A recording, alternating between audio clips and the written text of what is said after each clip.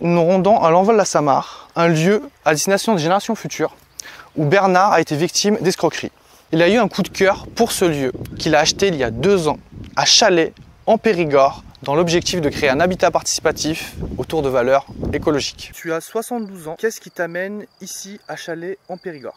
Je m'étais toujours dit qu'à la retraite, je me réinstallerais à la campagne pour un habitat participatif intergénérationnel, pour être avec des jeunes et pour vivre selon mes convictions, c'est-à-dire d'une façon entièrement écologique. Le 11 décembre 2021, le premier hiver, j'ai planté plus de 500 arbres et arbustes. Et là maintenant, je sais pas, ça doit faire autour de 700.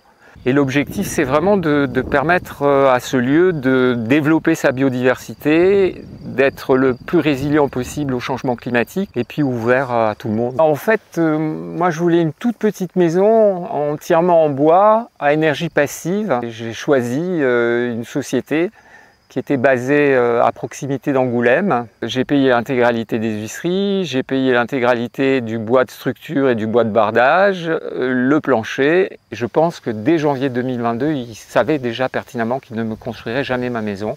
Et donc je me retrouve sans maison avec les 2 tiers de la maison qui sont partis dans la nature. J'apprends tout ça le lundi et dès le mardi matin, il y a toute une équipe de jeunes qui mettent en place une association pour dire on va construire la maison pour Bernard, pour qu'il ne passe pas un 4e hiver dans une caravane.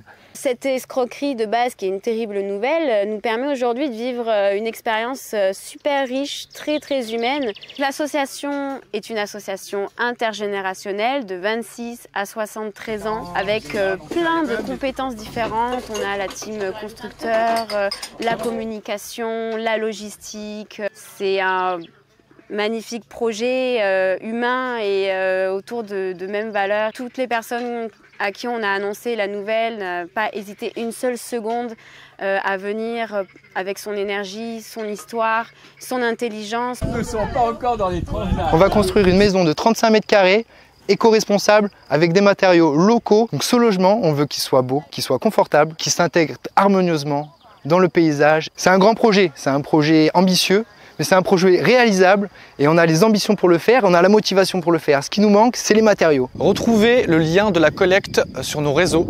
Suivez-nous et partagez cette vidéo pour nous soutenir. On va vous montrer plusieurs vidéos sur la suite de ce projet, sur la suite de cette entraide et on se retrouve très vite.